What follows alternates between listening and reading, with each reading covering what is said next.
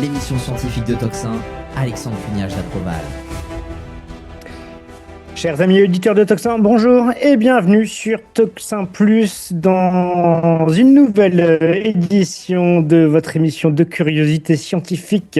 Je vous le rappelle, c'est votre émission. C'est vous qui la faites connaître, c'est vous qui la partagez, c'est vous qui mettez des pouces, c'est vous qui commentez, c'est vous qui faites des dons. C'est grâce à vous que ça existe, vous le savez, mais il est bon de le répéter encore et toujours.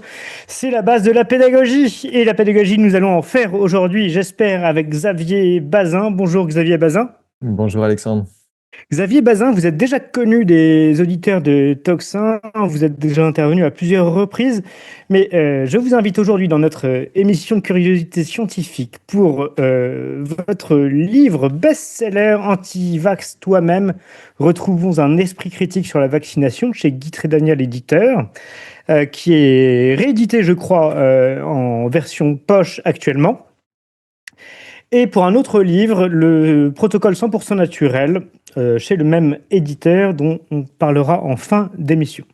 Alors j'ai découvert ce livre, Anti-Vax Toi-même, qui était connu, je pense, de beaucoup l'ont lu. Moi, je ne l'avais pas lu. Et c'est vraiment une bombe parce que eh bien, vous démontez le mythe de la vaccination. Non pas que vous soyez anti-vax au sens propre, mais on va en parler dans le détail ensemble, Xavier Bazin. Mais voilà, vous démontez un mythe surtout. Mais surtout, j'aimerais que vous nous parliez de votre cheminement vers ce livre, parce que vous-même, vous n'êtes pas médecin, vous l'assumez parfaitement.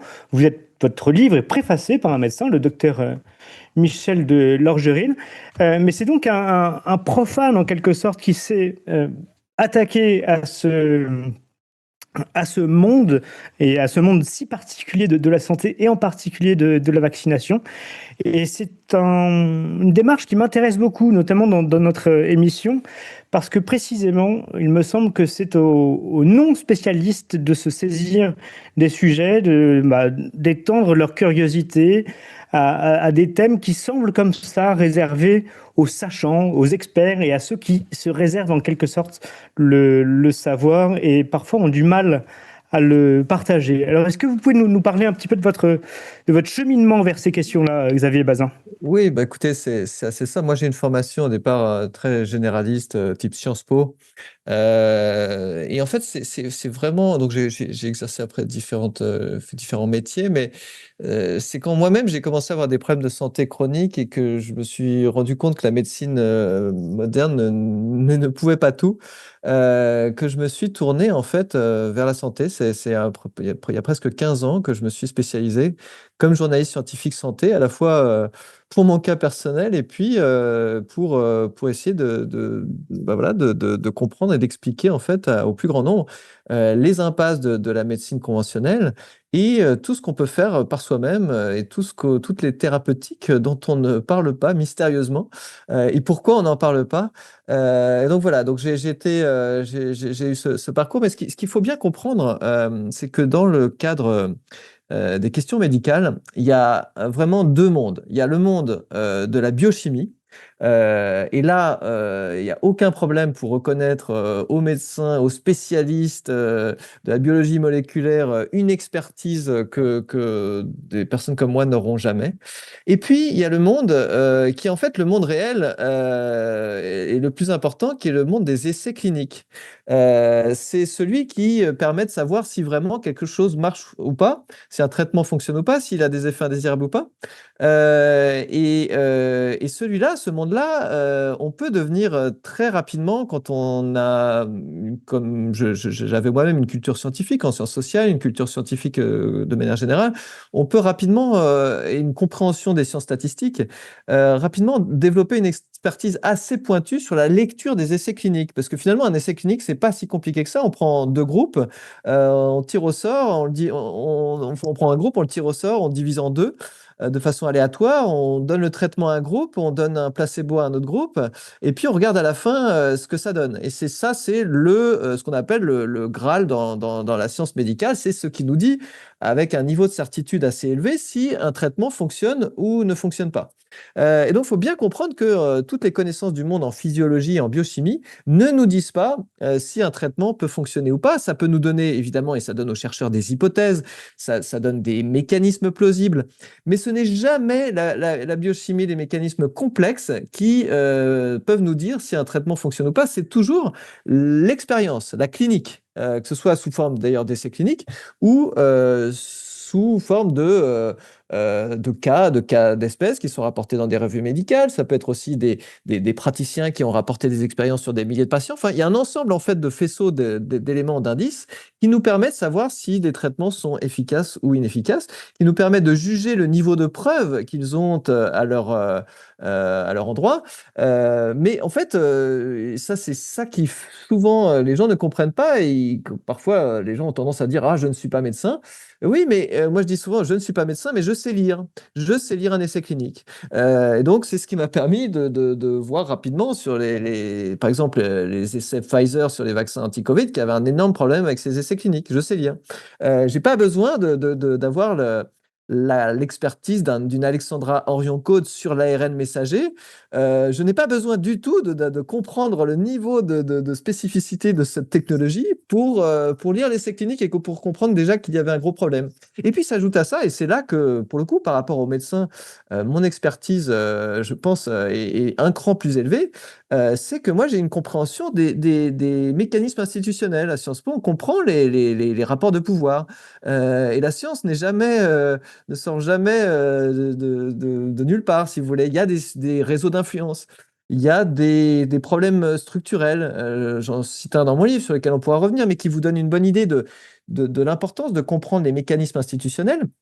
C'est qu'on a en France, et d'ailleurs dans tous les pays occidentaux, on se demande pourquoi c'est fait comme ça, mais c'est comme ça, on a la même autorité généralement qui autorise la mise sur le marché des médicaments ou des vaccins, et qui ensuite est responsable d'évaluer s'il y a des effets indésirables ou pas qui méritent qui méritent par exemple, de retirer le produit du marché.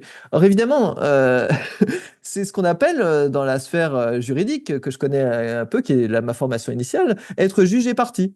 Et il faut pas être jugé parti parce qu'on est biaisé. Si on a autorisé la mise sur le marché de vaccins qui ont été promus à tour de bras, si on dit un an après, ah, mais en fait, ça cause de gros problèmes, vous comprenez bien que la même personne va pas être, et la même institution va pas être très incitée à accepter, à reconnaître, à fouiller, à enquêter sur les effets indésirables d'un produit qu'elle aura autorisé.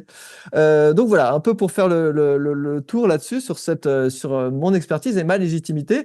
J'ajoute que néanmoins, chacun de mes livres ont été préfacés par des experts du domaine. Michel Delorgerie, les chercheurs au CNRS, c'est un des plus grands experts mondiaux de la vaccination. Il a écrit une dizaine de livres sur la vaccination. Donc, je m'assure évidemment d'être validé par les meilleures sources. Oui, alors, je tiens à préciser que vos deux livres, en particulier Antivax toi-même, qui formera un peu la base de notre première discussion, sont extrêmement étayés. Il y a énormément de sources, enfin voilà, il y a énormément de renvois. Et précisément, je voulais qu'on fasse cette introduction qui me semble essentielle, parce que vous l'avez bien dit vous-même, enfin vous savez lire le français. Ces études, la plupart, sont publiques, hein, on y a accès. Et donc, on n'a pas, nous, grand public, à se fermer ce droit, ce devoir même que nous avons en tant que citoyens d'aller voir toute chose, surtout quand il y a des implications aussi graves. Parce que autant dans cette émission de curiosité scientifique, on peut se dire, voilà, il y a des sujets qui sont extrêmement intéressants, mais quand on parle d'astrophysique, disons qu'il y a assez peu d'impact sur notre vie quotidienne. Quand on parle de médecine, de santé, évidemment, il y a un impact sur notre santé, mais il y a aussi un impact sur la société. Je pense qu'on peut en parler tout de suite, d'ailleurs, si vous voulez, Xavier Bazin, parce que vous l'avez dit très bien. Il y a derrière tout un système. Vous avez parlé des autorisations de mise sur le marché. Moi, comme juriste, comme avocat, c'est un sujet que je connais, qui pour le coup est un sujet à la fois juridique et politique, et qui n'est pas proprement sanitaire. C'est-à-dire que évidemment des produits pharmaceutiques, médicaux, donc qui vont être ingérés dans l'organisme humain et qui vont avoir des effets, c'est le but, sur la santé, et parfois des effets, et très souvent, il y a, à ma connaissance, pas de médicament qui n'ait pas de contre-indication ou d'effets indésirables, eh bien, il est tout à fait légitime et normal que les autorités publiques s'intéressent à la nocivité ou non, ou à l'efficacité ou non de tels produits, et que donc on ait une batterie de tests avant de mettre ces produits sur le marché. Et disons-le tout de suite, et vous allez peut-être pouvoir nous en parler immédiatement, Xavier Bazin, dans le cas du Covid, les vaccins, mais faut-il les appeler des vaccins, c'est un autre sujet, ont eu une dérogation à cette procédure d'autorisation de mise sur le marché, et ce qui était totalement extraordinaire, extravagant même, comme on dit en droit, par rapport aux, aux procédures normales. Oui, la dérogation, ça a été la vitesse à laquelle on a autorisé la conduite d'essais cliniques, d'essais de phase 1, de phase 2, de phase 3. Tout ça a été fait en quelques mois, alors que c'est un processus qui normalement prend une dizaine d'années. Donc là, il y a une dérogation extraordinaire. Mais le paradoxe quand même dans les vaccins Covid, c'est que ce sont à peu près les seuls vaccins, les très rares vaccins, qui, malgré tout, ont fait l'objet d'une étude randomisée contre placebo, contre un vrai placebo. Ce qu'il faut, alors il y avait plein de problèmes avec l'essai clinique Pfizer et Moderna. Hein, on pourrait y revenir, mais sur l'intention en tout cas et sur en apparence, il y avait quand même un niveau de scientificité qu'on n'a même pas sur les autres vaccins. Donc et notamment en particulier les vaccins infantiles. Donc ce qu'il faut bien se rendre compte que on a pour Pfizer un essai clinique d'un niveau scientifique qu'on n'a pas sur les autres vaccins. Alors, quand on voit les dégâts que la vaccination anti-Covid a causé, notamment chez les jeunes, on est pris un peu d'une inquiétude pour nos enfants parce que si même avec un essai clinique randomisé contre placebo, qui a été manipulé, on a pu mettre sur le marché, le diffuser, et même et en France vacciner nos adolescents. Et dans d'autres pays, on a vacciné même des tout petits. Hein. Alors, qu'est-ce qu'on fait? Qu'est-ce qu'on sait des conséquences quand on n'a même pas ce niveau scientifique, on n'a même pas un essai clinique randomisé contre placebo? Voilà, ça suscite beaucoup d'interrogations et d'inquiétudes. Alors, ce que vous nous dites, Xavier Bazin, c'est que en réalité, il est exceptionnel que les vaccins fassent l'objet de ce type d'études. Alors, vous allez peut-être, enfin, déjà répondre à cette question et nous dire exactement ce que c'est que ces études randomisées contre placebo. Oui, c'est ce que je disais tout à l'heure. C'est vraiment la base de la façon scientifique rigoureuse. En fait, on pourrait même appeler ça simplement la simple rigueur pour évaluer un produit. Encore une fois, on prend un groupe, on le sépare en deux de manière aléatoire. Pendant une durée donnée, on donne le produit testé à un groupe, on donne un placebo à l'autre groupe et on regarde à la fin, idéalement, qui est en meilleure santé. Mais alors, c'est là où il y a beaucoup de manipulations qui peuvent avoir lieu par l'industrie pharmaceutique qui met en avant les vaccins. D'abord, sur les anciens vaccins, il n'y a pas eu d'essais cliniques parce que c'était des Oui, époques. ça c'est complètement dingue. On apprend ça dans votre livre. C'est hallucinant. Ça fait partie des énormes scandales. Enfin, je suis tombé de ma chaise en apprenant ça. Vous nous dites que, en fait, sur la plupart des vaccins extrêmement répandus et obligatoires pour nos enfants et nous-mêmes quand nous étions enfants, il n'y a même pas eu d'études généralisées comme En ça. fait, des essais cliniques, hein, on s'est basé sur des études observationnelles, souvent biaisées, pour déterminer qu'il y avait une efficacité. Mais c'est même pire que ça. Hein. Quand on a commencé à ajouter des vaccins, par exemple, on a ajouté dans les années 1980, 1990, l'hépatite B, qui aujourd'hui, hein, dès l'âge de 2 mois, nos nourrissons sont vaccinés contre l'hépatite B, qui, il faut le rappeler, est une maladie d'adulte. Et les contaminations sont liées essentiellement à des seringues contaminées. Donc, c'est pas vraiment une maladie qui touche les nourrissons. Mais ces enfants qui sont, ces bébés dès 2 mois qui sont vaccinés contre l'hépatite B, on a autorisé ça sur la base de quoi? Sur la base d'un essai clinique de à peu près 150 enfants, sans groupe de contrôle, c'est-à-dire sans placebo, on n'a même pas de groupe comparateur, où on a vacciné ces enfants, 150 enfants, et on a suivi les effets indésirables sur 5 jours. Tenez-vous bien, 5 jours.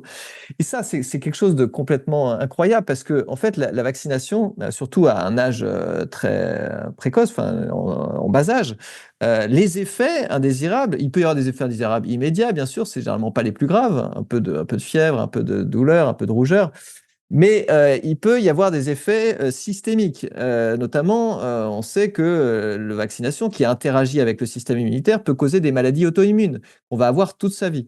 Et ça peut causer des problèmes de développement. Et ça, en fait, on ne peut pas le voir en 5 jours. Et donc, en fait, il est absolument catastrophique, vraiment, pour ne pas dire criminel, hein, d'injecter en fait nos nourrissons contre une maladie qu'ils ne risquent pas d'avoir, l'hépatite B, avec un vaccin qui n'a été suivi, dont les effets indésirables ont été suivis sur 5 jours. Alors qu'on a par ailleurs tout un tas de sous-suspicions, on pourra y revenir, sur tous les dégâts que peuvent causer les vaccins, évidemment pas chez tous les enfants, Dieu merci, mais chez une petite partie d'enfants vulnérables, qui peuvent, eux, développer des graves conséquences suite à la vaccination. Et je prends un deuxième exemple, parce que là, donc, on a cet exemple du vaccin hépatite B. On n'avait même pas de groupe de contrôle, donc on n'a même pas pu comparer avec un groupe de contrôle, et puis de toute façon, sur 5 jours, on ne peut rien voir. Et puis, on a un autre vaccin qui est maintenant, grâce à, si j'ose dire, à notre président Emmanuel Macron, et diffusé dans les collèges, le vaccin contre le papillomavirus, le vaccin HPV, qui est supposé prévenir des cancers du col de l'utérus, mais qu'on vaccine même les petits garçons maintenant.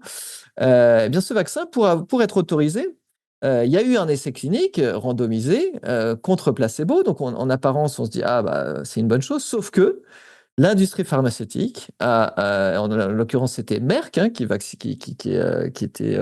le brevet sur le principal de ces vaccins. Qu'est-ce qu'il a mis dans le placebo? Non pas une solution inerte, hein, normalement c'est de l'eau salée, hein, pour ne pas qu'il y ait d'effet biologique.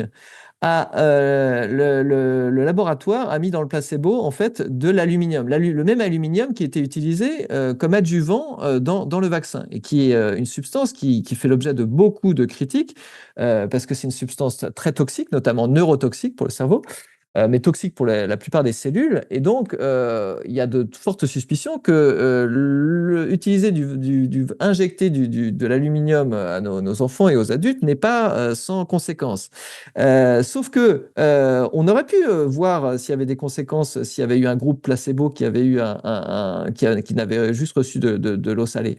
Mais comme ils ont injecté de l'aluminium au groupe comparateur, ils ont observé qu'il y avait dans les deux groupes beaucoup d'effets indésirables, beaucoup de maladies auto-immunes, mais il y en avait à peu près autant d'un côté que de l'autre, et ils ont conclu que le vaccin était sûr, n'avait pas d'effet indésirable. Et ça, c'est un énorme problème, parce que quand on injecte une substance aussi toxique que l'aluminium, là où on aurait dû avoir un placebo, pour juste comparer, si on ne fait rien, est-ce que comment l'enfant va se développer, ou comment l'adolescent va se développer, là, on a injecté un adjuvant potentiellement toxique. Donc, c'est vraiment un symbole pour moi de la façon, et ça a été accepté par les autorités de santé, et c'est totalement dérogatoire à toute procédure normale. On n'injecte pas une substance toxique, en plus, qui ne pouvait causer aucun bénéfice. Quand il est associé à un vaccin, il peut causer un bénéfice. Là, il ne peut causer aucun bénéfice, que des dégâts, et en plus, il empêche de savoir si le vaccin a une toxicité ou pas. On ne fait jamais ça sur les médicaments. Dans les médicaments, il y a des études de génotoxicité, par exemple, il y a plusieurs études qui ne sont pas demandées pour les vaccins. Les vaccins bénéficient de passe-droits qui sont proprement hallucinants. Et plus on se penche sur la question, moi, je le dis dès l'entrée de mon ouvrage, hein, j'étais, comme tout le monde, hein, à 30 ans, un croyant dans la vaccination, comme un des plus grands progrès de la médecine, comme ce qui nous avait permis d'échapper au fléau des maladies infectieuses. Donc, j'ai jamais été anti-vax, j'étais pas du tout issu d'une famille critique sur le sujet. J'avais aucun préjugé. Et progressivement, et en tant que journaliste santé, je me suis progressivement plongé dans le sujet. Et plus on s'y plonge, plus on est effaré.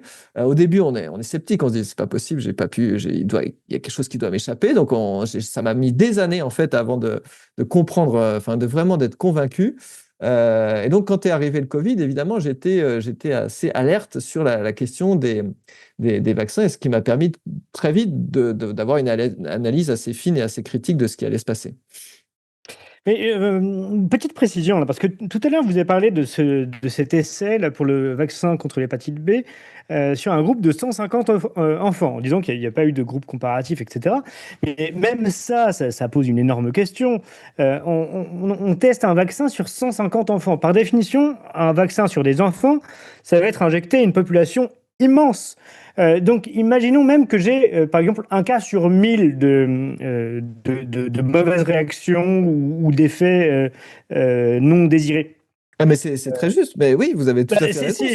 Si j'essaye que sur 150 enfants, j'ai des... Mais bien sûr, mais bien sûr. Non, mais Alors, c'est pour ça que c'est catastrophique. Et je prends un troisième exemple pour juste enfoncer le clou, parce que il faut bien réaliser à quel point la science des vaccins est catastrophique. Il y a un vaccin aujourd'hui qui est imposé à nos nourrissons en France, qui s'appelle le Prevnar. C'est un vaccin contre les pneumocoques qui n'existait pas il y a encore 30 ans, hein, et maintenant qui est imposé à tous les bébés, dès l'âge de 2 mois, lui aussi. Et savez-vous sur quelle base il a été validé? Cette fois, on a eu un essai clinique sur 20 000 enfants. Alors là, on est content, on a 20 000 enfants, on se dit, ah bah enfin une étude sérieuse. Là, il y avait un groupe de contrôle. Là aussi, on est content, il y a un groupe de contrôle. Donc là, on a un niveau, disons, un échantillon. Oui, on est au-delà des 135 enfants, qui est un chiffre ridicule, c'est pour ça que j'avais précisé, et qui ne peut pas permettre de détecter même un décès sur 1000. Donc voilà, donc ça, et vous avez tout à fait raison de le préciser, c'est déjà aberrant. Mais même, prenons le Prevnar. Donc, un essai clinique qui a rassemblé 20 000 enfants, 10 000 d'un côté, 10 000 avec le Prevnar, 10 000 avec un comparateur. Sauf que qu'a choisi Pfizer comme groupe comparateur? Non pas un placebo, ce dont il aurait eu l'obligation à la fois morale et juridique. Il a choisi, tenez-vous bien, un vaccin expérimental, un vaccin qu'il avait dans les tiroirs, qui n'avait jamais fait l'objet d'une autorisation de mise sur le marché. Et donc, vous voyez comment on peut, encore une fois, enlever toute trace d'une potentielle toxicité, puisqu'imaginons que ce vaccin expérimental il soit plus dangereux, ou même tout aussi dangereux, en fait, que le Prevnar. Vous ne pouvez pas, avec cet essai clinique, en conclure la moindre chose sur la toxicité ou pas du vaccin. Si vous avez des morts subites, si vous avez des allergies, si vous avez des problèmes du développement, si vous avez des cas d'autisme, vous ne pouvez pas savoir. S'il y avait eu un placebo et qu'il y avait eu beaucoup plus de morts subites et de problèmes de troubles neurodéveloppementaux dans le groupe des vaccins par rapport au groupe placebo, là, vous avez une preuve. Là, vous avez une vraie preuve et un vrai problème. Mais si vous avez choisi un vaccin qui peut avoir les mêmes effets, vous ne pouvez pas savoir. Vous avez autant de problèmes dans les deux groupes, mais vous ne pouvez rien en conclure.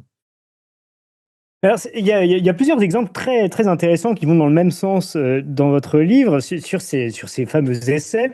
Il y en a deux qui ont retenu mon attention parce qu'ils sont c'est presque amusant. Enfin, en fait, c'est délirant, mais enfin, on a du mal à y croire, hein. Il y a un test qui a été fait sur les vaccins de la grippe. Et en fait, les chercheurs se sont dit, mais au lieu de tester les groupes de vaccinés, de non vaccinés sur la grippe l'hiver, on va regarder les effets l'été. Et là, ils se sont rendus compte qu'en fait, l'été où il n'y a pas de grippe, eh bien, les groupes vaccinés mouraient également moins que les Ah oui. non-vaccinés. Et donc, Alors, ils en ont déduit, ouais. à juste raison, qu'en réalité, ce n'était pas le vaccin qui avait une efficacité, enfin, en tout cas, que l'étude ne pouvait pas montrer que c'était le vaccin qui avait une efficacité, mais simplement que les gens vaccinés étaient peut-être en meilleure santé, tout simplement, que les non-vaccinés. Alors voilà, là vous pointez un élément qui est fondamental qu'il faut bien avoir à l'esprit, parce que c'est un peu, comment dirais-je, le tour de passe-passe qui permet aux vaccinalistes, hein, de faire croire sans études sérieuses à l'efficacité de nombreux vaccins. Ce qu'il faut bien savoir, c'est que pour la plupart des vaccins, les populations qui choisissent, quand ils ne sont pas obligatoires évidemment, les populations qui choisissent de se vacciner sont des populations généralement plus éduquées, mieux informées. Ça peut paraître paradoxal parce que quand on est extrêmement bien informé, je pense qu'on évite ces produits. En tout cas, on fait attention. Mais les gens très éduqués, enfin bien formés, qui ont des classes sociales supérieures, disons, Les gens qui eux, votent Macron, quoi. non, mais ils font confiance au système, en fait. En gros, ils font confiance au système et ils vont pas forcément chercher plus loin. Si les autorités de santé le disent, ils vont le faire. Alors que vous avez, si on parle des populations les plus défavorisées, vous avez beaucoup de cas, des gens qui sont pas forcément au courant qu'il faut faire, qui vont voir pas forcément leur médecin souvent, des gens qui sont en rupture sociale, des gens qui sont en très mauvaise santé, qui ne voient plus de médecin et qui vont vraiment pas être les premiers à aller se vacciner ou aller au vaccinodrome même dans la période Covid. Et en fait, ça se crée quoi? Ça s'appelle quelque chose qui est bien connu dans la littérature scientifique, c'est le biais du vacciné en bonne santé. C'est-à-dire qu'on sait qu'il y a un biais qui est que les gens qui se vaccinent, généralement, sont en moyenne bien sûr, en meilleure santé que ceux qui ne se vaccinent pas. Et donc, et l'industrie pharmaceutique en profite de cet effet parce que la plupart des gens ne connaissent pas, hein, il faut connaître un tout petit peu la littérature, pour faire des études observationnelles et dire après coup, bah voyez, il y a on prend un groupe de gens vaccinés contre la grippe, on prend un groupe de gens qui n'ont pas été vaccinés, on voit qu'il y a eu plus de morts en fait dans le groupe qui n'a pas été vacciné, et plus de morts de la grippe dans le groupe qui n'a pas été vacciné contre la grippe. Le problème, c'est quand on fait ça, c'est justement, on n'a pas fait d'essai clinique, comme je vous le disais, qui lui permet d'en avoir le cœur net, parce que là, on a tiré au sort les deux groupes, et ils sont parfaitement comparables. Là, on a deux groupes qui ne sont pas comparables parce que ceux qui ont choisi de se faire vacciner ne sont pas les mêmes que ceux qui n'ont pas choisi de se faire vacciner. Et on sait par expérience qu'il y a un groupe qui est en meilleure santé que l'autre. Et donc, eux, ils concluent, ils disent, bah, vous voyez, le vaccin fonctionne puisqu'il y a moins de morts de la grippe dans le groupe vacciné. Et donc, c'est là où on en arrive à votre étude qui est très intéressante parce que, connaissant ce biais, il y a des chercheurs qui se sont dit, oui, mais attendez, voyons, les campagnes de vaccination contre la grippe, elles commencent parfois dès le mois de septembre. Et parfois, les premières grippes n'arrivent que fin décembre ou en janvier. Et donc, ils se sont dit, mais regardons déjà la mortalité, par exemple, en octobre et novembre, où on sait qu'il n'y a pas eu de virus de la grippe qui a circulé. Pas du tout. Et ils se sont rendus compte qu'il y avait déjà une mortalité plus élevée dans le groupe non vacciné, donc parce que le groupe était en moins bonne santé, que dans le groupe vacciné, précisément pour la raison que je vous ai dit, qui est ce biais du vacciné en bonne santé. Mais c'est un élément qui a permis des manipulations extraordinaires, notamment pendant la période Covid, quand on nous disait, vous vous souvenez, ah, il n'y a que des non-vaccinés en réanimation. Il y avait d'autres raisons derrière ça, on pourrait y revenir, mais une des raisons, c'est que les non-vaccinés sont en moyenne les personnes les plus en rupture en rupture médicale. Ça peut être, moi j'ai eu des exemples, hein, des alcooliques, ça peut être des gens des SDF, des gens qui sont des drogués. Ce sont pas les premiers, toutes ces populations vulnérables à s'être ruées dans les vaccinodromes. Je suis désolé. Et en fait, oui, il y avait potentiellement plus de personnes non vaccinées en réanimation, mais ça ne nous dit rien de l'efficacité du vaccin parce qu'on ne compare pas des populations comparables. Enfin, il semble même tout à fait évident que quelqu'un, enfin, une tranche de la population qui va voir son médecin, ne serait-ce que pour faire un check-up de routine une fois par an, qui fait des analyses sanguines, mais même qui va voir son médecin. Et son médecin lui dit, au fait, allez vous faire vacciner, c'est bien. Puis on croit son médecin, il nous prescrit un vaccin, on y va. Ces personnes qui, une fois par an ou tous les 2 ans, vont voir leur médecin, même si elles n'ont pas de problème, font plus attention à leur santé et donc et même s'il y a des petits soucis, le voient tout de suite et donc sont en meilleure santé. Ça semble évident. Mais c'est à tel point, il y a encore une fois, c'est presque drôle.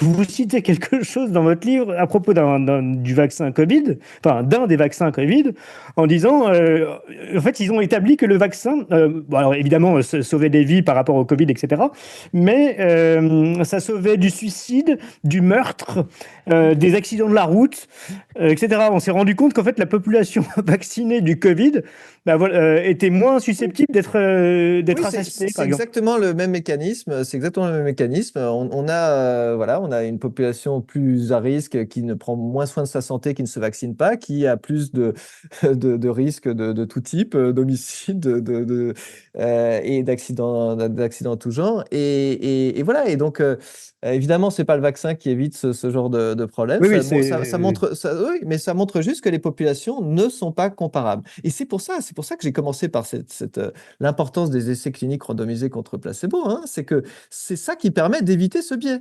C'est que là, on prend des populations parfaitement comparables, on les suit sur un certain temps et on voit si à la fin, il y en a qui sont en meilleure santé que d'autres. Et c'est pour ça que c'est la reine des preuves. Je ne suis pas un acharné des essais cliniques et je sais reconnaître un faisceau d'indices quand on ne dispose pas de ce niveau de preuve. Mais le fait est que c'est le meilleur niveau de preuve, que c'est un niveau de preuve qui est exigé sur des médicaments, parfois avec des suivis de 5 ans hein, pour certains médicaments. Et bizarrement, pour les vaccins, le suivi est toujours de très faible durée, alors qu'on sait que les problèmes peuvent, notamment les maladies auto-immunes ou les troubles du développement, peuvent se détecter longtemps après la vaccination.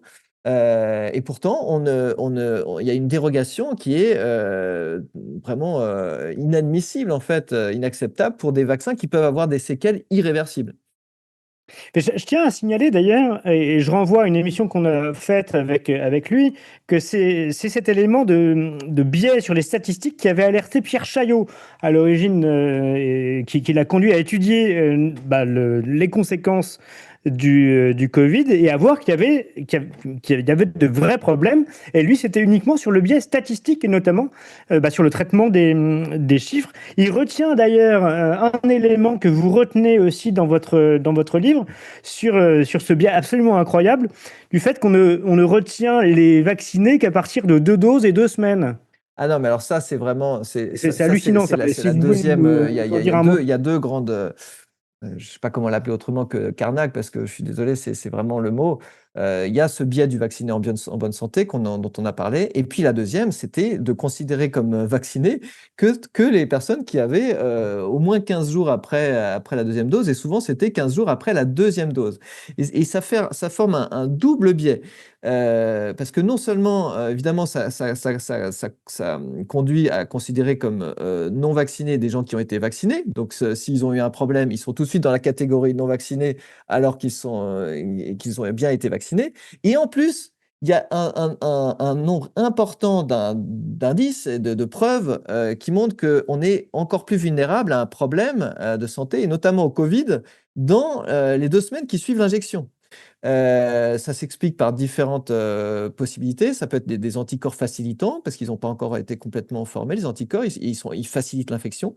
Ça peut s'expliquer par une baisse immunitaire liée à l'injection qui diminue le nombre de globules blancs. Enfin, il y a plusieurs explications possibles. En tout cas, il est assez avéré que pendant les 2 premières semaines, on est beaucoup plus susceptible d'être infecté par le Covid, ce qui ajoute vraiment à l'importance, à l'impact de ce biais, puisqu'on va classer comme non vaccinés des gens qui sont non seulement vaccinés, mais qui en plus ont un risque bien supérieur à la moyenne d'avoir le Covid, précisément parce qu'ils viennent de se faire vacciner. Et tout ça, et tous ces Covid-là qui sont liés aux injections, on va les attribuer à des non-vaccinés. Donc, vous voyez comment on peut truquer les chiffres. Là encore, c'est vraiment la raison pour laquelle il faut être extrêmement attentif à la qualité des données scientifiques qu'on nous propose. Et Pierre Chaillot a décelé, lui, plusieurs biais. Il y en a un aussi sur lequel on est d'accord. C'est encore un troisième biais que je rappelle ici, parce que on se souvient tous de cette époque Covid, notamment les passes vaccinaux, qui a incité la plupart des gens non seulement à se vacciner, mais en plus, il y avait des tests permanents. Et en fait, quand on arrivait à l'hôpital, si on avait le moindre problème, si on avait une jambe cassée, si on était vacciné, on n'était pas testé. Et si on était non vacciné, on était testé spontanément. Or, on sait qu'il y a beaucoup de faux positifs, on sait qu'il y a beaucoup de petites infections qui sont pas graves.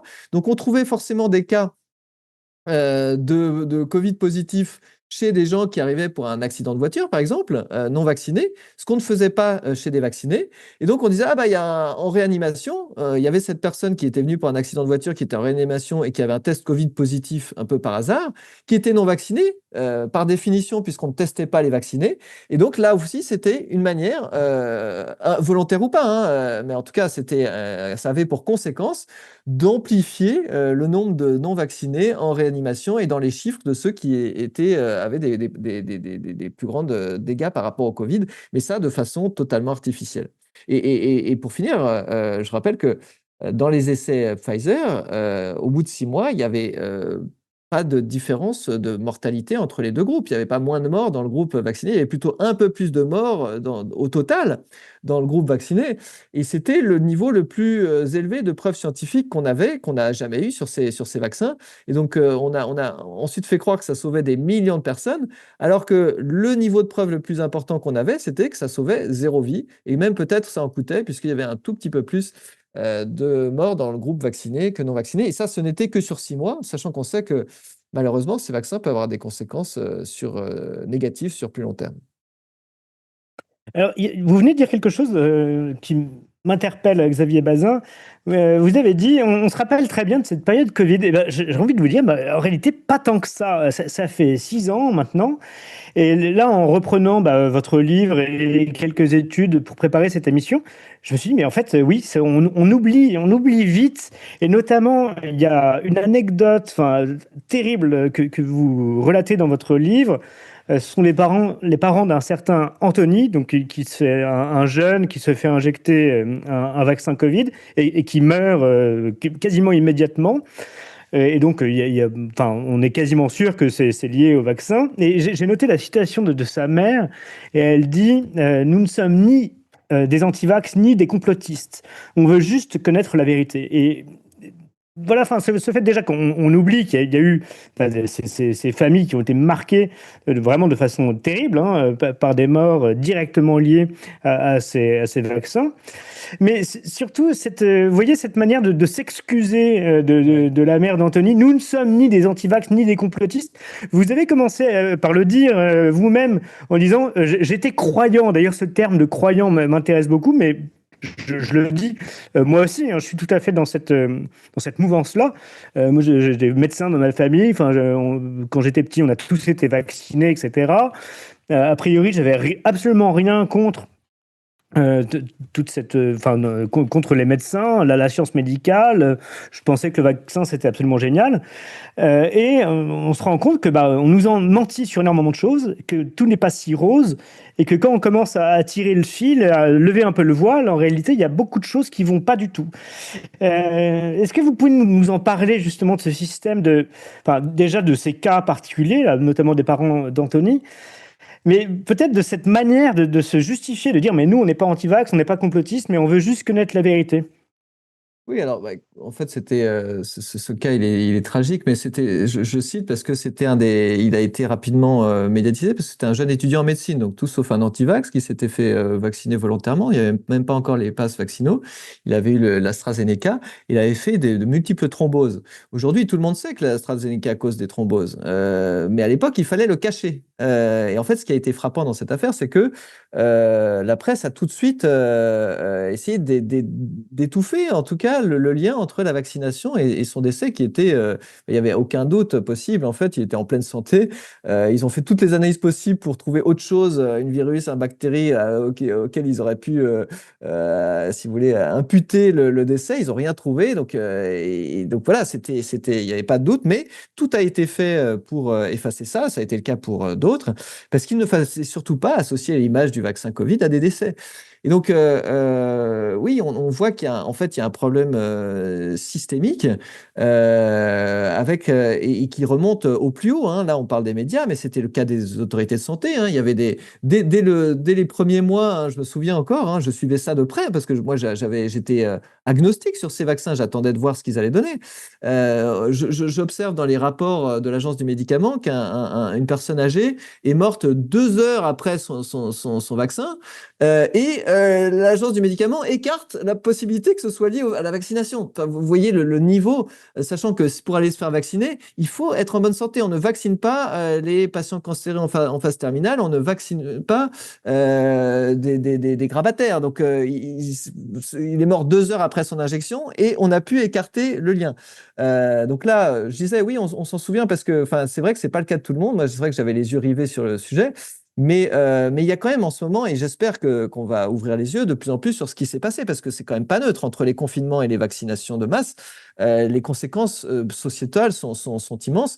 Là, je ne sais pas si vous avez vu, mais depuis quelques jours seulement, la FDA aux États-Unis a reconnu qu'au moins 10 enfants étaient morts suite au vaccin Covid. Et ce qui est le plus choquant dans cette révélation, c'est pas ce fait en soi qui, pour moi, était évident quand il suffit de regarder, il fallait suivre le nombre d'effets indésirables de ces vaccins pour comprendre qu'il y avait un énorme problème. Mais c'est que non seulement aujourd'hui c'est officiel, très bien, mais qu'en plus, la FDA le savait depuis longtemps, mais l'a caché.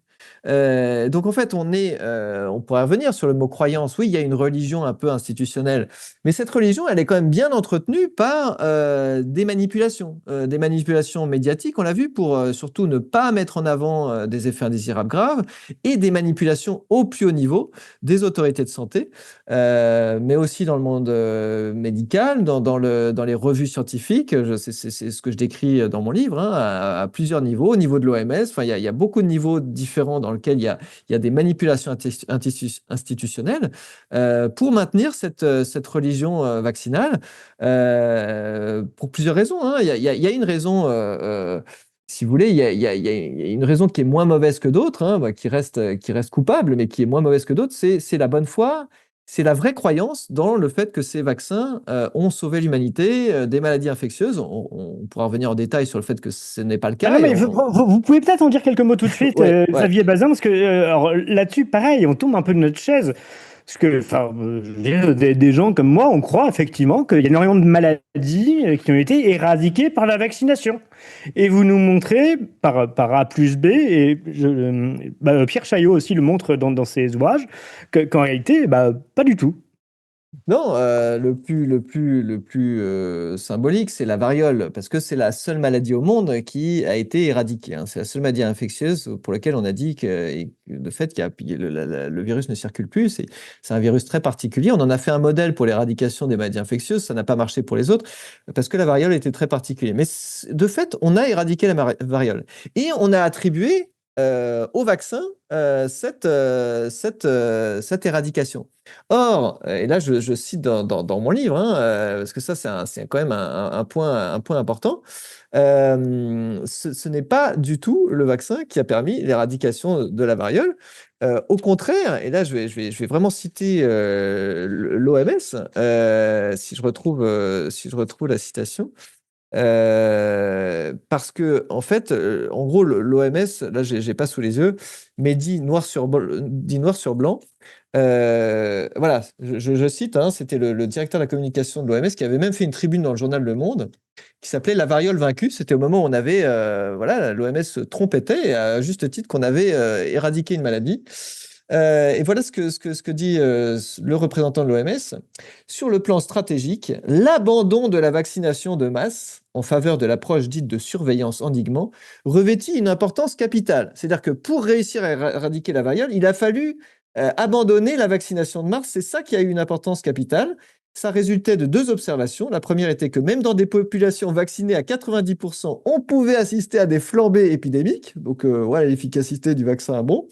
Et la seconde raison était qu'avec ce type d'approche, surveillance endiguement, on parvenait à faire complètement échec à la transmission, même lorsque l'incidence variolique était élevée et les taux de vaccination faibles. Ça veut dire quoi? Ça veut dire qu'en fait, ce qui s'est passé, c'est qu'on s'est rendu compte qu'il suffisait d'isoler, quand il y avait un malade de la variole. Ce qui est très particulier avec la variole, c'est que ça se voit tout de suite, si vous voulez, la maladie se voit tout de suite. Et elle n'est pas aussi contagieuse qu'on le croit. Donc, il est assez facile d'isoler en fait les malades avant qu'ils ne puissent être contagieux. Et en fait, quand on s'est dit on arrête de vacciner en masse, on va plutôt avoir une stratégie systématique d'isolement en fait des patients qui présentent des symptômes de la variole. Là, on a réussi à éradiquer la variole, alors que tant qu'on s'échinait à essayer de vacciner l'entièreté de la population, on n'y arrivait pas, même, dit l'OMS, quand il y avait 90% de taux de vaccination. Donc là, c'est vraiment la preuve qu'il y a un mythe qui est d'ailleurs constamment repris sur ah, les vaccins ont permis d'éradiquer la variole. Mais en fait, on peut prendre toutes les maladies comme ça. Aucune n'a été éradiquée, mais en tout cas, il y en a beaucoup dont la dangerosité n'est évidemment plus aussi importante qu'avant. On pense évidemment à la diphtérie, à la polio, à beaucoup de maladies infantiles. Vous citez d'autres maladies comme j'ai noté la peste, la gale, la lèpre. Alors, ça, ces qu'on trois ne connaît maladies, en plus. fait, sont disparues sans vaccin. Oui, c'est ça. C'est bien la preuve que la vaccination n'a pas grand-chose à faire. Mais là, je citais les maladies avec vaccin. Sauf que même pour ces maladies, ce dont on se rend compte quand on regarde précisément la chronologie, c'est que la mortalité liée à ces maladies avait chuté, était quasiment tombée à zéro lorsque les vaccins sont arrivés. Ça peut paraître extraordinaire, mais c'est écrit noir sur blanc. Il y a des graphiques que je mets dans mon livre et ça a été écrit noir sur blanc dans la revue de référence aux États-Unis qui s'appelle Pediatrics.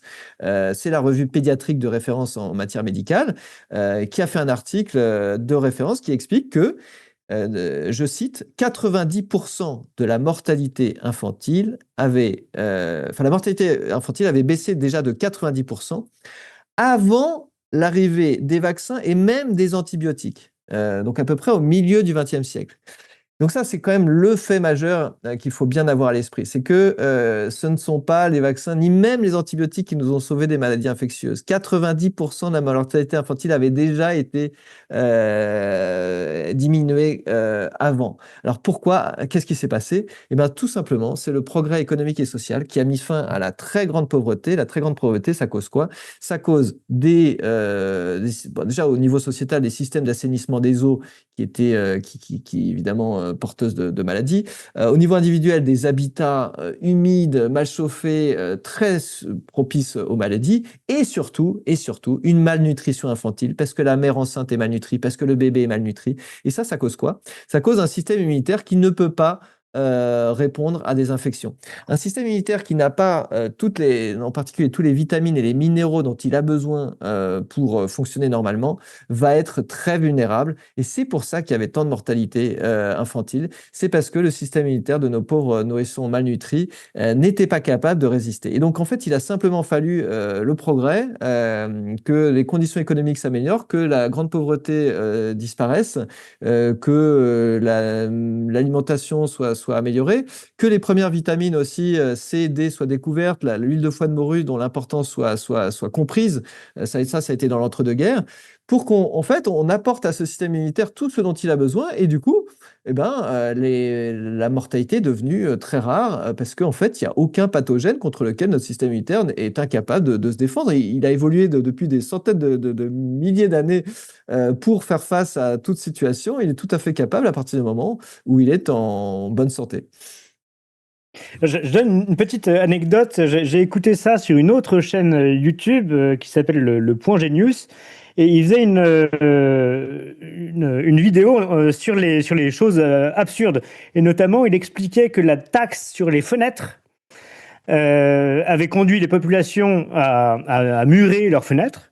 Et que notamment au 19e siècle, ça avait eu comme impact de limiter l'aération évidemment des appartements, mais aussi l'accès à la lumière et donc à la génération de vitamine D.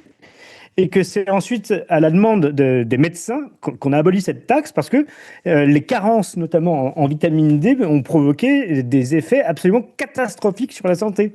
Ah mais oui, parce que la lumière est essentielle pour la santé. Ça gère notre rythme circadien et ça influe notamment sur la qualité de notre sommeil, qui est essentiel aussi pour avoir une bonne santé tout au long de la vie. Et vous savez à quoi ça me fait penser? Là, on a une réédition récente de ce phénomène avec la volonté de mettre des ampoules LED partout pour faire des économies d'énergie. Sauf que les ampoules LED, c'est un peu comme si vous muriez votre fenêtre, parce que c'est un spectre lumineux qui est extrêmement pauvre et qui, du coup, va causer des problèmes de santé, parce que quand on est exposé à un spectre lumineux très très pauvre, eh ben, ça crée dans la durée des problèmes de santé. Donc voilà, vous voyez, je ne sais pas si on a tellement progressé que ça.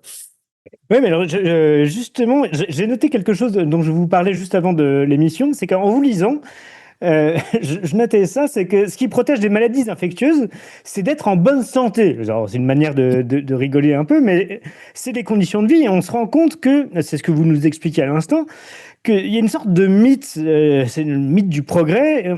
Parce qu'en fait, les gens avant, mais donc avant le monde moderne, vivait essentiellement à la campagne, donc beaucoup dehors, etc.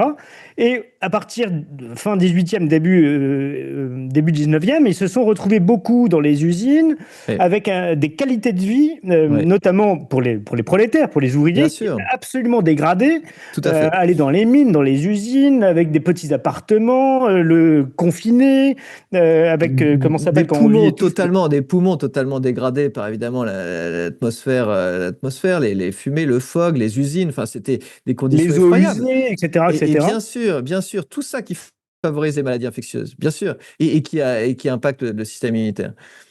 Et que donc, à partir du moment où on retrouve une alimentation saine, où on retrouve des logements ouverts, aérés, des conditions de vie et de travail plus décentes, en fait, là, les maladies infectieuses s'effondrent et on retrouve une santé plus normale, en quelque sorte. Exactement, et c'est bien pour ça qu'il faut faire attention aujourd'hui dans notre vie moderne à tout ce qui nous écarte en fait du mode de vie ancestral dans lequel on a évolué, notre système immunitaire a évolué.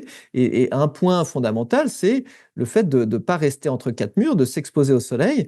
Ça, c'est un point qui est en plus est battu en brèche par les dermatologues qui nous alertent sur les dangers du soleil. Alors évidemment, l'excès de soleil pose problème, mais l'insuffisance de soleil pose au moins autant de problèmes, voire plus, parce que au soleil, on a des bénéfices très importants pour la santé, et notamment l'été en particulier, on synthétise la vitamine D.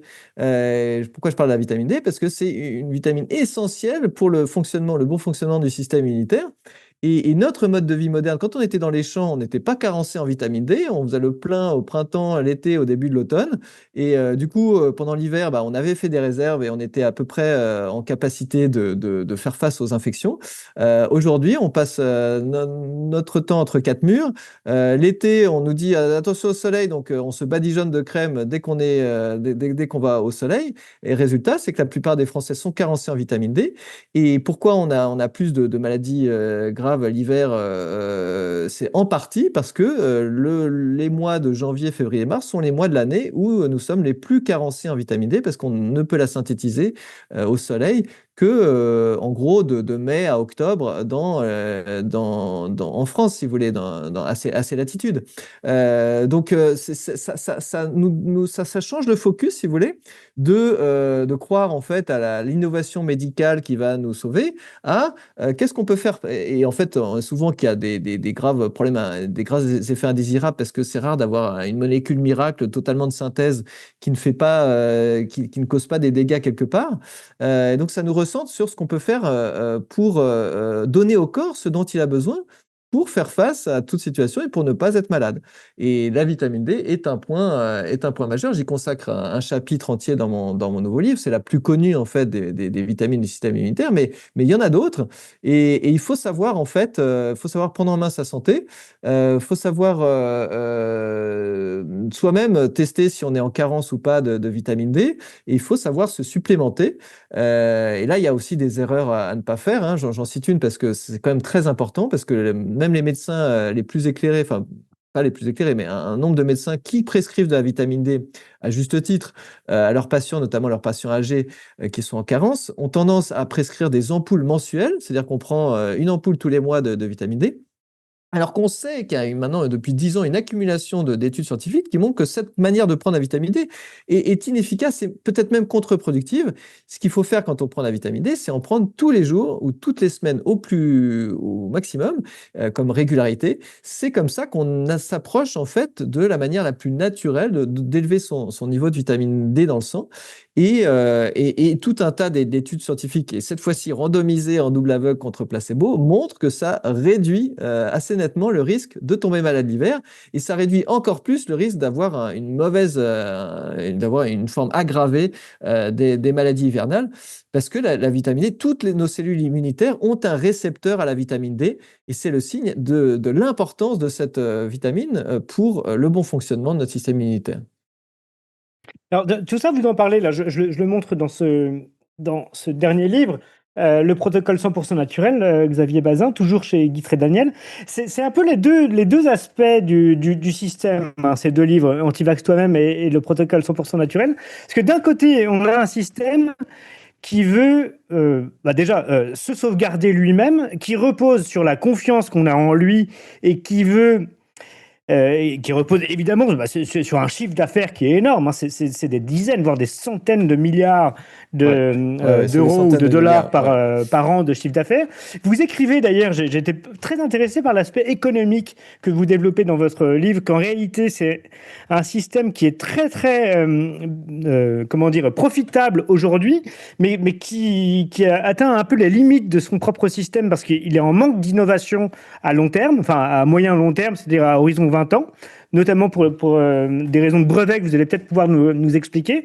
Mais ce qui explique aussi que si on perd confiance dans ce système, disons, à tous ces échelons, y compris chez le médecin, c'est-à-dire qu'on va chez le médecin, on est habitué à ressortir avec une ordonnance et un petit médicament, parce que sinon on a l'impression qu'on n'est pas soigné. Et en réalité, en plus, comme nous en France, alors ce qui n'est pas le cas dans d'autres pays, on paye beaucoup moins, enfin on paye pas le vrai prix du médicament, parce que grâce à la Sécu, grâce ou à cause d'ailleurs, je ne sais pas, il faudrait en dire un mot. Eh bien, en fait, on alimente comme ça cette machine énorme, et s'il y a un seul point de confiance qui tombe, eh bien, ça risque de remettre en cause tout le système et donc sa profitabilité. Oui, alors en fait, c'est le professeur Raoult qui en parlait le mieux, je trouve, pendant la pandémie. Il disait, les molécules sont éternelles. Qu'est-ce qu'il voulait dire par là? C'est que, en fait, on a aujourd'hui, en 2025, un stock de molécules à la fois naturelles et puis des molécules de synthèse qui ont été trouvées depuis une cinquantaine d'années, qui est considérable et dont beaucoup ont des effets, en particulier les molécules naturelles, puisqu'elles ont été conçues pour avoir des effets multiples, c'est-à-dire pas sur un seul problème de santé, mais sur plusieurs problèmes de santé. Il dit on a un stock immense de molécules qu'on pourrait tester sur beaucoup de problèmes et qu'on ne fait pas. Pourquoi? Parce que elles sont plus sous brevet. Donc l'industrie pharmaceutique n'a aucun intérêt à vendre ces molécules qui ne coûtent plus rien. Et donc elle ne les teste pas. Ce qu'elle cherche, et l'essentiel de sa recherche, c'est de trouver des nouvelles molécules qui n'existent pas encore, pour les breveter et pour avoir un super profit dessus. Sauf que on voit bien instantanément où est le problème, c'est que trouver aujourd'hui une nouvelle molécule qu'on ne connaissait pas avant, qui va pouvoir avoir un impact bénéfique, non seulement sur une maladie, mais sans avoir d'effets indésirables, c'est quasiment mission impossible. Et donc, on a une grande fragilité sous cet aspect, son immense rentabilité. L'industrie pharmaceutique a une fragilité fondamentale. Si elle n'arrive pas à continuer de mettre sur le marché des nouvelles molécules, des nouvelles procédés, des nouveaux procédés, eh bien, la rentabilité va s'effondrer. Et donc, c'est en partie pour ça qu'on a une fuite en avant sur les vaccins. Par exemple, il y a 30 ans, nos petits, ils avaient 3 vaccins d'été polio et puis c'était fini. Oui, parce qu'il Là, faut bien comprendre le système, c'est ce que vous expliquez dans votre livre, mais on n'y pense pas forcément comme ça, un peu naïvement. C'est que le vaccin, c'est pas un médicament. Et il vient pas pour soigner. Or, quand on soigne que les gens malades. Mais le vaccin, par définition, on peut l'injecter à tout le monde. Donc ça fait une masse. eh oui, c'est une manne, c'est une manne, c'est le C'est une relais de manne croissance, énorme. c'est le relais de croissance de l'industrie qui Et n'arrive plus à surtout trouver qu'en de. plus, la plupart du temps, c'est l'État, donc c'est Eh Nicolas qui oui, paye. et oui, c'est Nicolas qui paye, c'est l'État qui fait la promotion, il n'y a même pas de publicité à faire. Non, et comme je vous disais, les essais cliniques, le niveau de rigueur qui est demandé est très faible. La barre est très faible pour faire approuver un nouveau vaccin. Donc, ça a été la poule aux œufs d'or. C'est le relais de croissance depuis au moins une dizaine d'années des grands de l'industrie pharmaceutique. Il n'y a plus que, en gros, les anticancéreux et les vaccins qui conduisent vraiment à faire du profit. Pour le reste, la médecine moderne est totalement en échec sur la plupart des maladies chroniques. Parce que, pour une raison simple, c'est que contre les maladies de civilisation, l'hypertension, les cancers, l'arthrose, enfin les cancers, je parle pour la prévention, tous les mêmes Alzheimer, l'industrie pharmaceutique est en échec parce que en fait, une seule pilule ne peut pas parvenir à aller à rebours en fait de dizaines d'années de mauvaises pratiques de vie, en fait, que ce soit l'alimentation, le manque d'activité physique, le stress, l'environnement toxique. Et donc en fait, il y a une impossibilité en fait matérielle à avoir une seule molécule miracle. Et donc l'industrie pharmaceutique est en échec sur les principales maladies de civilisation. elle ne peut pas avoir la pilule miracle, et donc elle se rabat sur alors les anticancéreux, parce qu'il y a encore des recherches qui améliorent un tout petit peu parfois le pronostic, et juste un tout petit peu, comme c'est une maladie que tout le monde craint, suffit en fait à vendre à prix d'or en fait des traitements qui étaient avant quasiment aussi efficaces et qui étaient vendus 10 fois moins cher. Et puis il y a la vaccination, parce que là on touche tout le monde, comme vous le disiez, non seulement enfin, tous les bien portants, donc ça fait une masse sur la planète absolument considérable. En plus, le niveau de preuve demandé est assez faible, et donc c'est comme ça que évidemment l'industrie pharmaceutique a un rôle important dans le maintien de la religion vaccinale. Alors, parlons-en un peu de cette religion vaccinale, Xavier Bazin. Là, on va rentrer vraiment dans le dur. Mais c'est quand même extrêmement important parce que, on l'a dit, il y a des centaines de milliards par an en jeu. Et bah, on le sait, là où il y a de l'homme, il y a de l'hommerie. Et là où il y a de l'argent, bah, il y a des intérêts. Et on va peut-être même, enfin, mettre la vérité, bon, ça, elle passe toujours à l'as, mais peut-être même la santé de côté.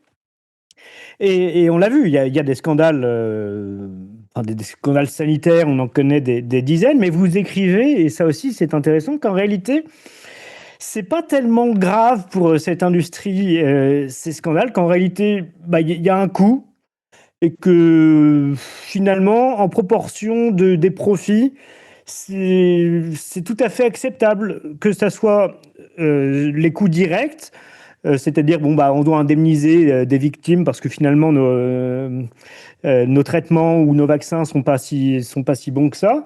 Mais même les coûts indirects, par exemple, si on doit corrompre telle ou telle personne, bah, s'il y a des condamnations, finalement, c'est pas si cher, quoi, par rapport au profit que ça dégage. Oui, parce que ce que la plupart des gens ne savent pas, mais les gens le savent un peu plus depuis le Covid, parce que le professeur Raoul a montré, c'est que les grandes entreprises, les géants, hein, les quatre grands géants, GSK, Sanofi, Merck, Pfizer, sont des entreprises multicondamnées. Ça paraît étrange quand on n'est pas dans le domaine, mais elles sont multicondamnées, y compris pour pots de vin, corruption, manipulation. Elles sont souvent condamnées, mais dans la plupart des cas, les tribunaux, l'amende en fait est très inférieure au profit qui a été réalisé par toutes ces industries. Donc en tout cas, ce qui est sûr, c'est qu'on ne peut pas leur faire confiance. On ne peut pas leur faire confiance.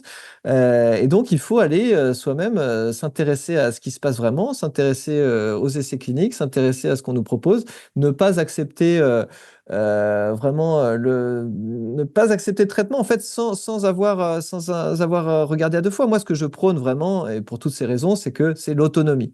L'autonomie en matière de santé, non pas que le médecin soit inutile, mais il faut être sur un pied d'égalité avec son médecin pour nourrir un dialogue avec son médecin, un pied d'égalité non pas parce qu'on en sait autant, mais parce que nous, on est l'expert de nous-mêmes. Le médecin, il peut être l'expert de la maladie, mais il est ni l'expert de la santé. Ça, il n'a pas appris.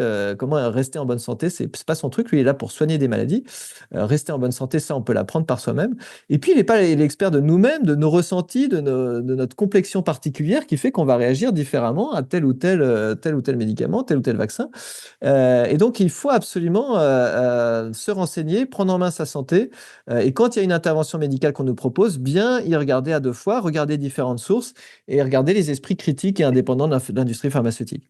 Et si vous permettez, Xavier Bazin, allons plus loin, et ça c'est vraiment, en vous lisant, j'ai eu cette impression-là qu'on faisait quasiment face à une mafia, mais au sens, j'ai été en Italie quelques fois, notamment à Naples, et j'arrive à Naples et les gens nous disent, enfin on tombe sur des gens qui nous disent, ah mais vous devriez mettre une pièce là, enfin payer tel jeune pour qu'il surveille votre place de voiture, parce que sinon... il arrive que les voitures soient dégradées. Oui, mais en fait, on comprend que c'est eux qui vont dégrader la voiture si on paye pas, quoi. Ouais. Ça c'est, enfin, c'est l'aspect mafieux. Et quand il y a d'un côté la carotte, oui, oui, tout va bien, c'est bon pour vous, mais que de l'autre côté, si vous le faites pas, on va vous mettre des gros coups de bâton, la carotte et le bâton, genre, bah, vous aurez pas le droit d'aller au resto, au ciné, etc., etc. Ça fait toujours un peu bizarre quand on vous dit non, c'est pour votre bien, mais si vous le faites pas, ça va mal se passer. Oui, mais Euh, vous croyez pas si bien dire. Il y a un médecin célèbre qui s'appelle Peter Goetz, qui est l'un des fondateurs de la fondation Cochrane, qui est reconnue dans le monde entier pour sa rigueur scientifique, qui a écrit un livre qui s'appelle Remède mortel et crime organisé, et il comparait explicitement l'industrie pharmaceutique à la mafia, parce qu'il y a un fonctionnement mafieux, de corruption vraiment très significative. Aux États-Unis, c'est encore plus manifeste, si vous voulez, parce qu'il y a ce phénomène des portes tournantes, où quand on a été à la responsable d'approuver les médicaments, généralement après, on obtient un job en or dans l'industrie pharmaceutique. Et donc, c'est vraiment une manière indirecte et légale de corrompre. On va être très laxiste dans la permission, dans les autorisations, parce qu'on sait que derrière, on va pouvoir toucher des millions en étant payé par l'industrie pharmaceutique. C'est un exemple parmi mille, hein, des moyens de corrompre, et ça a été le cas pour le vaccin Moderna aux États-Unis. La personne qui a approuvé le vaccin Moderna aux États-Unis s'est retrouvée dans une filiale de Moderna après, quelques années plus tard. Donc, voilà, on est dans un système qui est très fortement corrompu. Il y a les plus grands, enfin, il y a toute une partie des grands médecins qu'on appelle les key opinion leaders, c'est-à-dire ceux qui font l'opinion en matière médicale, les grands pontes, si vous voulez. Eux, leur carrière généralement a été faite grâce à l'industrie pharmaceutique et aux moyens de l'industrie pharmaceutique, et donc ils défendent en fait de façon consciente ou inconsciente, hein, la bonne foi apporte peu ici, la façon de voir de l'industrie pharmaceutique. On a tout un système qui fait que même les revues médicales elles-mêmes, qui choisissent en fait les études qui sont publiées ou qui ne sont pas publiées, sont impactées, sont possédées par des sociétés qui ont des actionnaires communs avec Pfizer. Donc les revues médicales sont possédées par des grandes multinationales qui sont là pour faire du profit et qui ont des intérêts communs avec les grandes multinationales du médicament. En fait, on a un système malheureusement qui est très, très imparfait, très problématique. Et donc, c'est pour ça qu'il faut des esprits critiques, des esprits indépendants, et puis prendre sa santé en main, s'informer par soi-même et ne pas écouter son médecin comme parole d'évangile, parce que c'est pas la parole d'évangile. Le médecin a été formé à toute une série de choses qui peuvent vous sauver la vie, mais qui peuvent aussi vous dégrader considérablement l'existence si vous ne faites pas attention. Je voudrais peut-être finir avec ça, sur la notion d'esprit critique, parce que vous reparlez dans votre livre Antivax toi-même de ce scandale absolu, de l'origine du vaccin, Du virus. pas du vaccin, du virus, du coronavirus, du Covid. Il semblait évident à beaucoup que, bah, voilà, on avait une origine en Chine, à côté d'un laboratoire P4 à Wuhan, etc., dont la spécialité était de traiter des coronavirus. On pouvait se dire comme ça qu'il était plausible qu'il y ait un lien. Et pendant des mois, on nous a expliqué que non, c'était absolument pas possible, que tout était naturel, que c'était du complotisme, du délire, etc. Donc on était tous fous. Et ben, maintenant, c'est établi, hein, même la grande presse l'a dit, mais entre-temps, un certain nombre, y compris votre serviteur et Toxin et d'autres, enfin Toxin n'existait pas à l'époque, mais ceux qui participent, ont alerté, ont dit, mais non, mais c'est pas possible. Enfin, à minima, il y a des doutes, quoi. Enfin, vous pouvez pas balayer ça d'un revers de main, et pourtant, si, on était des sales complotistes. Mais c'est un très bon exemple, et c'est pour ça que j'en parle dans mon livre, c'est parce que je cite en fait à quel point le débat était impossible, hein, dans les premiers mois là-dessus. Et quand le professeur Montagnier, que j'ai connu personnellement, avec qui j'ai échangé à l'époque, a commencé à dire que c'était même non seulement échappé d'un laboratoire, mais même un virus manipulé. Alors là, il a été traité de tous les noms par toutes les grands pontes de la virologie, en disant il est devenu complètement fou, alors qu'il avait raison. Et donc, et évidemment, moi, à l'époque, qui relatais ça en tant que journaliste, je disais, mais attendez, le professeur Montagnier, il a peut-être raison. Pourquoi?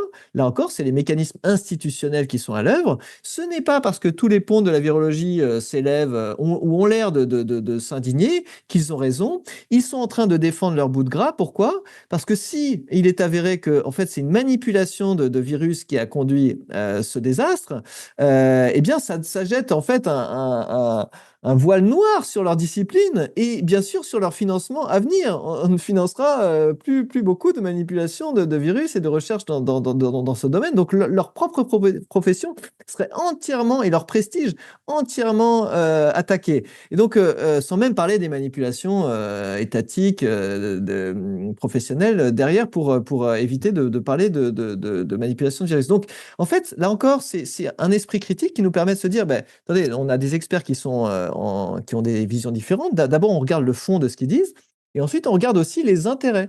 Qui a intérêt à dire quoi? Et là, on peut se dire, bah oui, et avec notre bon sens, on peut se dire, bah oui, moi, je ne savais pas si Montagnier avait raison ou pas. Il y avait et c'était un spécialiste, il avait fait une analyse extrêmement convaincante. Je ne disais pas qu'il avait raison, mais je disais, mais il faut prendre sa thèse au sérieux et ne croyez pas tous ceux qui disent qu'il est complètement fou. Ils ont des bonnes raisons de le dire sans que ce soit nécessairement vrai.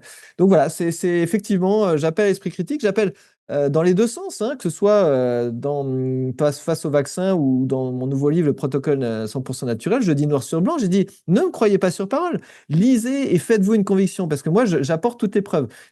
Précisément parce que je suis pas médecin, je ne peux pas me revendiquer ou affirmer des choses sans preuve. Donc je donne toutes les preuves de ce que j'avance. Et après, j'invite chacun à se faire une opinion, à suivre ou pas mon protocole. Mais en tout cas, je donne toutes les preuves à la fois d'efficacité et de l'innocuité de ce qu'on peut faire par soi-même. Et quand on comprend tout ce qu'on peut faire aussi, on a beaucoup moins peur des virus, on a beaucoup moins peur des bactéries. Et donc, on a aussi moins cette idée qu'il faudrait absolument se faire vacciner parce qu'en fait, on sait qu'on est tout à fait capable de résister aux infections et par ailleurs, quand on connaît les risques en fait de ces injections, bah, oui, là, on y réfléchit vraiment à deux fois. Oui, je voudrais quand même dire un mot sur cette accusation de complotisme, parce que quand on voit que, d'une part, l'industrie pharmaceutique dans son entier, les revues médicales, énormément de médecins, les ordres médicaux qui ont condamné certains médecins qui étaient un peu dissidents, que les États, les gouvernements, les journalistes, la grande presse étaient totalement unanimes, ont menti, ont reçu des sous, ont interdit certains médicaments, ont obligé la prise d'autres alors contre la loi, par exemple on parlait des autorisations de mise sur le marché, etc., etc. Là, on se dit, oui, bon, ils ont menti énormément, ils n'ont quasiment pas fait de mea culpa, il n'y a pas eu de condamnation, il n'y a pas eu d'indemnisation. Donc, à un moment donné, oui, ce système dans son entier, on est obligé de remettre en cause de manière systématique tout ce qu'il dit. Ils ont tellement menti que de temps en temps, ils peuvent dire la vérité, mais c'est ce que disait Guy Debord. Dans un monde totalement renversé, le vrai devient un moment du faux. C'est-à-dire que oui, parfois, il y a un peu de vrai, mais c'est par accident, en quelque sorte. Et c'est eux qui nous rendent complotistes, en quelque sorte. C'est-à-dire qu'ils ont tellement menti que par précaution, on est obligé de se dire qu'ils nous mentent et qu'on va d'abord vérifier. Oui, non, mais c'est ce qu'avait très bien dit le professeur Raoult. Si c'est ça, si c'est avoir l'esprit critique, c'est être complotiste, soyons tous complotistes. Donc oui, de leur point de vue, soyons tous complotistes, c'est-à-dire faisons nos propres recherches, examinons le vrai du faux, gardons notre bon sens, ne nous faisons pas avoir par la propagande. Moi, j'y tire quand même quand même un élément d'espoir dans tout ça, c'est que depuis la crise Covid, quand même, il y a beaucoup de gens qui ont ouvert les yeux sur les grands narratifs, parce qu'ils se disent, bah, si on m'a menti à ce point sur les confinements, sur les vaccinations Covid, sur quoi on m'a menti d'autre? Et donc, ça encourage l'esprit critique. Je n'aurais jamais écrit Antivax toi-même si le Covid n'était pas passé par là, parce que il était impossible d'avoir le moindre discussion sur la vaccination infantile. Impossible. Mais comme les gens ont compris qu'il y avait un gros problème avec les vaccins, enfin, les gens, une certaine partie de la population a compris qu'il y avait un gros problème avec les vaccins Covid, ils étaient prêts à maintenant admettre qu'il pouvait y avoir aussi un problème avec les autres vaccins. Mais vous vous souvenez qu'au départ, la plupart disaient non, non, je ne suis pas anti-vax, c'est ce vaccin qui me pose problème, d'ailleurs, c'est même pas un vaccin, etc. Donc il y avait vraiment cette idée que ce vaccin détonnait par rapport à tous les autres, et en partie c'était vrai sur ses effets indésirables qui étaient supérieurs à la plupart des autres vaccins, mais sur d'autres plans, ce qu'on a vécu malheureusement, c'est sur les failles de la détection des effets indésirables, sur la façon dont dont ça a été approuvé sans études vraiment sérieuses, ça rejoignait malheureusement tout ce qu'on connaît sur les autres vaccins. Donc voilà, moi je pense qu'il y a quand même des motifs d'espérer qu'il y a une partie de la population qui est prête à avoir cet esprit critique, qui comprend qu'il y a des narratifs médiatiques, qu'on ne peut pas faire confiance aux autorités, quelles qu'elles soient, sur parole, qu'il faut recouper, qu'il faut s'informer sur les médias alternatifs comme le vôtre, sur les réseaux sociaux, et qu'il faut faire sa propre enquête. Ouais, et notamment dans son rapport à la vérité. D'ailleurs, vous le dites vous-même, parce que enfin, on se dit, en réalité, on nous dirait la vérité. C'est-à-dire que, bah, par exemple, tel vaccin, il y a des risques. Oui, ça peut être dangereux, mais dans certains cas, il vaut mieux prendre ce petit risque que le gros risque.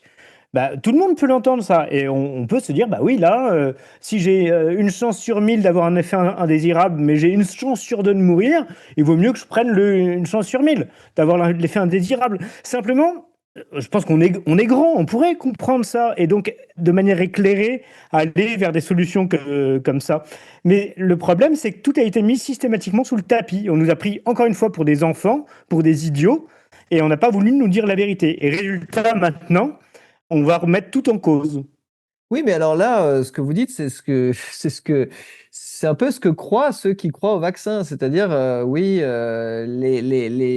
les effets indésirables, ça existe, ils sont rares, mais il faut les mettre sous le tapis pour que les gens aient confiance en la vaccination parce qu'ils ont beaucoup plus de bienfaits que de risques. Mais la réalité, quand on vraiment se plonge dans ce dossier, malheureusement, c'est qu'il n'est pas du tout évident que les bénéfices des vaccins ils sont pas si clairs que ça. Et les effets indésirables, ils commencent à être de plus en plus démontrés et ils sont fréquents, beaucoup plus qu'on ne le croit. Donc, je suis pas sûr que, et je pense que pour le coup, d'autres le savent, de façon cynique, ils savent que si on avait une discussion franche et sérieuse et scientifique sur le rapport bénéfice-risque des vaccins, il y aurait plus grand monde qui voudrait aller se faire vacciner. Donc, oui, il y en a qui nous prennent pour des enfants, c'est ceux qui croient et qui sont mal informés, mais qui perpétuent le pieux mensonge de dire il n'y a jamais d'effet indésirable parce qu'ils ont cette idée que c'est pour le bien commun. Et puis il y a ceux qui sont vraiment informés et qui voient bien qu'en fait c'est pas aussi simple et que si la vérité éclatait pour le coup, ne serait-ce que par précaution, la plupart des gens, et à raison de mon point de vue, éviteraient ces injections et choisiraient d'autres méthodes pour stimuler leur système immunitaire. Bah écoutez, stimulez, chers amis auditeurs, votre système immunitaire, qu'il soit physique, et là vous avez tous les conseils de Xavier Bazin dans son dernier livre, Le protocole 100% naturel, mais intellectuel, mental, en écoutant Toxin, par exemple, en nous soutenant, hein, je vous le rappelle, mettez des pouces, des commentaires, partagez, faites des dons, c'est fondamental, vous le savez, mais c'est hyper important de le faire. Xavier Bazin, merci infiniment d'avoir accepté notre invitation. Merci à vous. J'invite vraiment les auditeurs à lire ce livre, Antivax toi-même. Donc, il est réédité en poche, c'est ça? Oui, tout à fait, depuis septembre. Ouais. Et franchement, c'est ce que je disais, hein, quelques années après le Covid, se remettre dedans, c'est pas évident parce qu'on a l'impression que c'est derrière nous, mais ça fait du bien de se remettre bah, les idées au clair parce que le combat pour la vérité continue. Merci encore 1000 fois, Xavier Bazin. Merci. À très bientôt, j'espère.